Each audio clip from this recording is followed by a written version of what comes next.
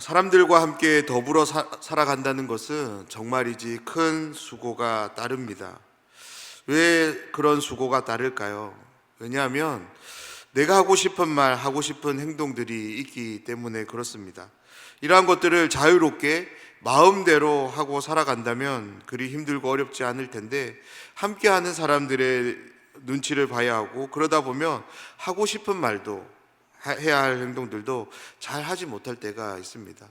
나의 마음과는 달리 내 생각을 이제 꺾어야 될 때도 있고, 그 사람의 어떤 행동이 마음에 들지 않지만 그것을 받아들여야 될 때가 있기 때문에 그렇습니다. 우리는 그런 상황으로 인해서 적지 않은 스트레스를 겪게 됩니다.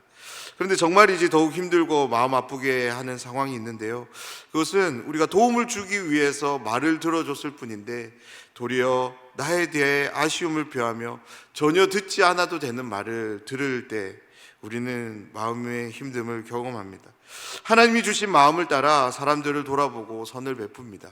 그러면 그러한 것들에 대해서 선으로 여겨주면 좋겠는데 선으로 여기기는커녕 도리어 비난하며 선을 악으로 갚는 사람들도 있습니다. 자신은 그렇지 않으면서 괜히 시기하며 질투를 보이는 사람들도 있습니다. 우리는 이렇게 함께한다는 이유만으로 이유 없이 비난을 받을 때도 있고요, 애매하게 고난을 받을 때도 있습니다. 이런 일을 한번 겪고 나면 정말이지 기운이 빠집니다. 내가 왜 그렇게 했을까라고 자책하며 다시는 그러지 않으리라 다짐도 해봅니다.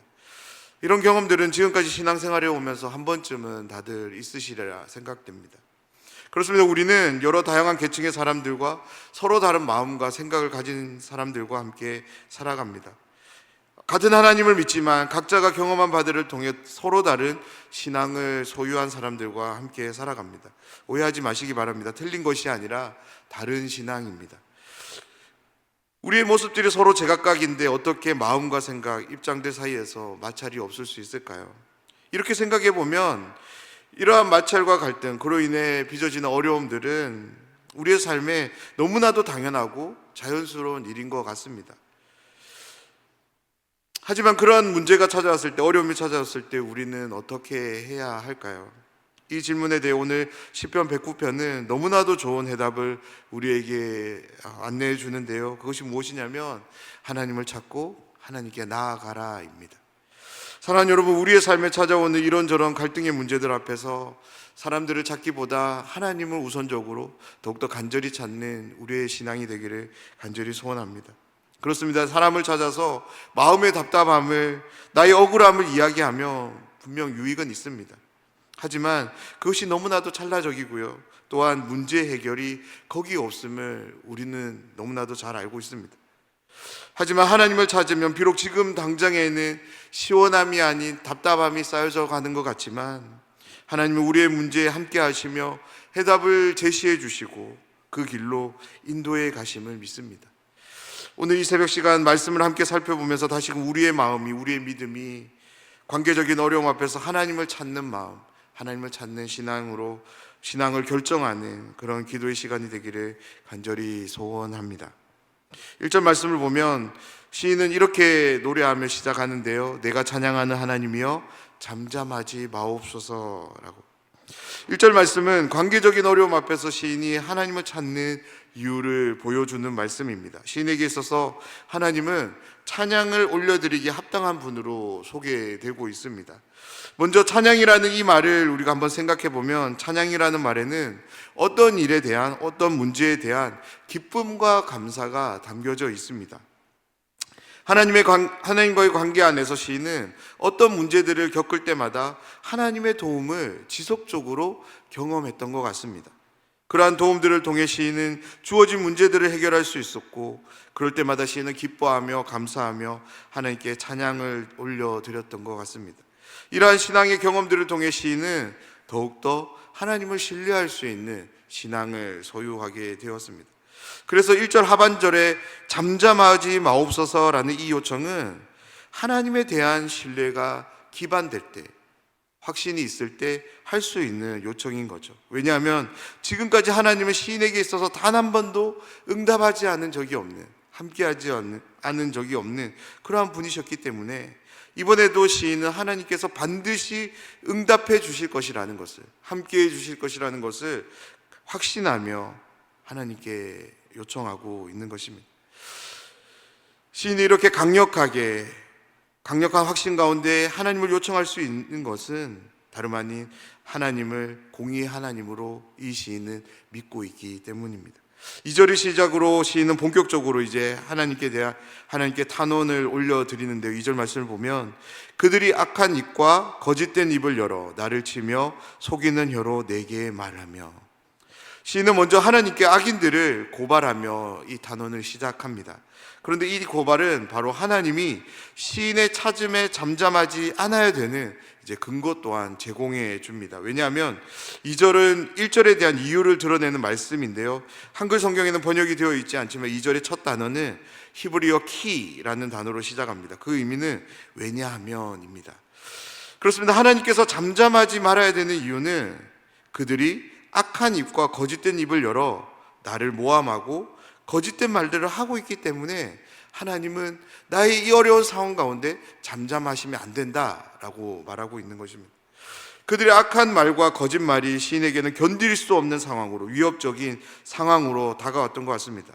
그래서 시인은 적극적으로 하나님께 요청합니다. 이 어려움에 대해 하나님께서 해결해 주실 것을, 하나님께 도움을 맡기며 하나님께 잠잠하지 말 것을 간청하고 있습니다.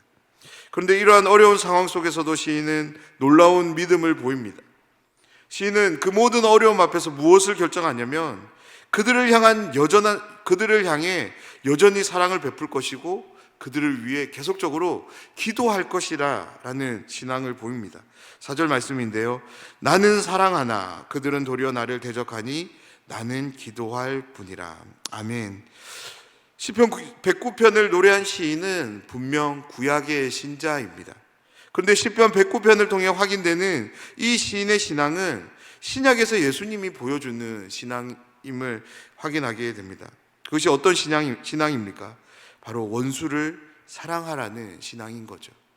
사랑하는 여러분, 도대체 어째서 시인은 자신이 감당할 수 없는 그런 상황 속에서 자신을 이렇게 어렵게 만드는 사람들을 위해서 여전히 사랑을 결정하고 그들을 위한 기도를 중단하지 않을 수 있을까요?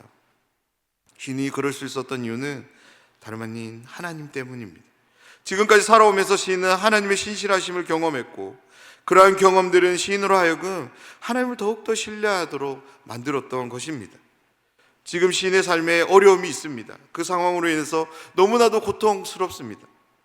하지만 시인이 낙심하지 않고 하나님을 찾는 이유는 다름 아닌 그들을 향한, 악인들을 향한 사랑을 결정하고 계속적으로 기도할 것이라고 다짐하는 이유는 하나님에 대한 신뢰, 믿음이 있기 때문에 그럴 수 있는 것입니다. 그것이 어떤 믿음일까요? 하나님을 찾을 때 하나님께서 자신과 함께 해줄 것을 라는 믿음인 거죠. 그것을 믿음으로 바라본 시인은 이 혹독한 현실에 함몰되지 않을 수 있는 거죠. 하나님 앞에서 자신이 보여야 될 그 행동들을 중단하지 않고 계속적으로 할 수 있었던 것입니다. 사랑하는 여러분, 바로 이것이 신앙입니다. 내 삶에 주어지는 어려움, 그 어려움으로 인해서 내가 해야 될 것들을 중단하는 것이 아니라 그 어려움 너머에 계신 하나님을 바라보며 그 하나님을 의지하고 내가 마땅히 해야 될 삶의 태도들을 보이는 것, 그것이 바로 신앙입니다. 우리의 삶에 어떤 어려움이 찾아오더라도 그 어려움에 무너지지 않고 믿음을 굳게 하여 어려움 너머에 계신 그 하나님을 바라보며 우리가 마땅히 행해야 될 바들을 계속적으로 행하는 그런 믿음이 우리의 믿음 되기를 간절히 소원합니다. 6절부터 시인은 조금 의아한 태도를 보이는데요, 조금 전까지만 하더라도 악인들을 향한 사랑과 기도를 이어가겠다라고 그렇게 선언한 시인은 무려 16개의 상황들을 열거하기를 시작하는데요, 이러한 모든 상황들이 악인들을 향한 저주의 말로 하나님께 드려지고 있다는 것이 조금 의아합니다. 이 말씀을 그냥 읽으면 시인의 태도는 정말이지 이상하게, 어색하게 다가옵니다. 그런데 시인의 이 말을 우리가 법정적인 상황에서 고발되어지는 말로 우리가 한번 생각해 본다면 시인의 이 저주스러운 모든 말들은 악인들이 선보인 행동들에 대한 고발의 내용들이 되고, 무엇보다 이 악인들의 모든 행동들에 대해서 공의롭게 심판하실 하나님의 공의를 드러내는 말들이 됨을 우리는 보게 됩니다. 그로써 악인들은 자신들이 범한 행동들에 대해서 정당한 심판을 받게 될 것입니다. 그런 점에서 우리가 6절 말씀을 조금 주의 깊게 읽어봐야 되는데요, 6절 말씀을 보면 악인이 그를 다스리게 하시며 사탄이 그의 오른쪽에 서게 하소서. 아멘. 6절 말씀은 참으로 흥미로운 말씀인데, 이 말씀에 보면 이제 사탄이 등장합니다. 여기에 소개되는 사탄은 우리가 흔히 알고 있는 하나님을 대적하는 존재로서의 어떤 사탄이라기보다는 히브리어 의미로서 사탄을 사용하고 있는데요, 그것은 무엇이냐면 사탄의 히브리어적 의미는 참소하다, 고발하다라는 의미입니다.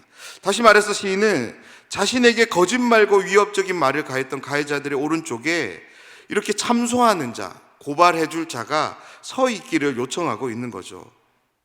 마치 법정에서 이 악인들이 이제 피고의 자리에 앉고 그 피고를 신문할 검사를 요청하고 있는 것입니다. 그가 누구일까요? 그가 바로 사탄으로 소개되고 있는 거죠. 6절을 시작으로 이 시편은 이제 법정이 펼쳐집니다. 시인은 원고 측에 앉아 악인들은 이제 피고 측에 앉게 되는 겁니다. 이 법정을 위해 검사가 세워지는데 그 검사가 바로 사탄이 되고, 그 사탄의 말을 하나님은 들으실 것입니다. 사탄은 자신의 이름에 걸맞게 악인들의 모든 행동들에 대해서 하나하나 빠짐없이 모든 것들을 재판장이 되시는 하나님께 참소하며 고발하게 될 것입니다. 그들의 모든 악행들이 숨겨지지 않고 온전히 다 드러나도록 할 것입니다. 7절을 시작으로 15절에 소개되는 모든 저주의 말들은 악인들의 행 하나, 죄에 대해 합당한 대가, 심판이 요구되는 그런 기도의 말이 것입니다. 그렇습니다. 시인은 악인이 누리는 부당한 번영과 복지, 그리고 행복에 대해서 하나님께서 침묵하지 마시고 평안과 인의 햇새들을 거두어 가시기를 이렇게 촉구하고 있는 것입니다. 시인은 악인들에 대한 저주로 끝내지 않는데요, 그들의 아내, 심지어 자녀들에게도 하나님의 은혜가 주어지지 않게 되기를 이렇게 기도하고 있는 것입니다. 그런데 이 내용을 가만히 들여다보면 이것은 정말 이제 단순한 저주가 아닌데요, 이 당시 사회는 명예와 수치를 중심으로 한 그런 사회였습니다. 저주의 내용을 보면 자녀는 고아가 되고요, 아내는 과부가 됩니다. 구약 성경에서 고아와 과부는요, 하나님이 특별히 돌보시는 그런 약자로 분류됩니다. 그런데 그들을 향해 이 시인이 무엇을 얘기하냐면 하나님의 자비, 헷세대가 없어지기를 기도하고 있는 것입니다. 모든 재산을 잃게 되고 자손들이 끊어지고 후대에 그들의 이름이 지워지기를, 한 가문이 완전히 사라질 것을 말하고 있는 것입니다. 당시 사회가 명예와 수치를 중시했던 사회인 것을 다시 감안해 본다면 이 시인의 이 모든 말들은 가장 큰 악담이 되고 사실상 죽음보다 더한 저주의 말이 됩니다. 시인은 마지막 15절에서 이렇게 하나님을 향해 호소하며 마치는데요, 15절 말씀을 보면 그 죄악을 항상 여호와 앞에 있게 하사 그들의 기억을 땅에서 끊으소서. 그들의 죄악들이 항상 여호와 앞에 있기를 요청합니다. 이것이 무슨 말일까요? 하나님께서 그들의 죄악을 용서해 주지 말 것을 말하고 있는 것입니다. 사람들이 아무리 심판한다 할지라도, 벌을 내린다 할지라도 하나님이 용서하신다면, 하나님이 자비를 베푼다면 아무런 문제가 되지 않음을 시인은 너무나도 잘 알고 있었기에 사람들의 심판과 함께 하나님의 심판도 용서하지 않는 그 상황으로 주어지기를 시인은 기도하고 있습니다. 사랑하는 여러분, 이 시편을 노래한 시인의 모든 말들이 너무나도 혹독하고 가혹하게 다가오십니까? 물론 의미상으로는 그렇게 다가옵니다. 그런데 죄에 대한 성경적인 입장, 하나님의 입장에서 이 모든 말들을 우리가 다시 한번 들여다볼 수 있으면 좋겠습니다. 시인이 돌아온 모든 저주의 말들은 죄에 대한 심각성, 무엇보다 죄에 대하여, 악에 대하여 철저한 심판의 입장을 가지신 하나님을 생각나도록 합니다. 의로운 재판장이신 하나님을 바라보도록 만듭니다. 그렇습니다. 시인이 이렇게 저주의 말들을 쏟아낼 수 있는 것은 죄에 대하여 악에 대해서 철저한 심판을 내리시는 하나님을 신뢰하고 있기 때문에 그렇습니다. 지금 우리와 함께 하시는 하나님은 시편 109편을 노래한 시인이 바라봤던, 신뢰했던 하나님과 동일한 하나님임을 믿습니다. 오늘 하루 우리의 시선이 이 하나님, 공의의 하나님을 향할 수 있기를 간절히 소원합니다. 그래서 비록 내 삶에 어떤 어려움이 찾아왔을 때에도 내 힘으로, 내 방법으로, 혹은 누군가의 힘과 방법을 동원해서 문제를 해결해 보는 것이 아니라 이 하나님을 신뢰하는 마음으로 하나님을 찾고 하나님께 나아가 이 문제를 아뢰며 모든 문제들을 감당하는 우리의 삶, 우리의 신앙이 되기를 간절히 소원합니다. 날마다 이러한 믿음으로 주어진 모든 어려움들을 신실함으로 대하는 모든 분들이 되시기를 주님의 이름으로 축원합니다.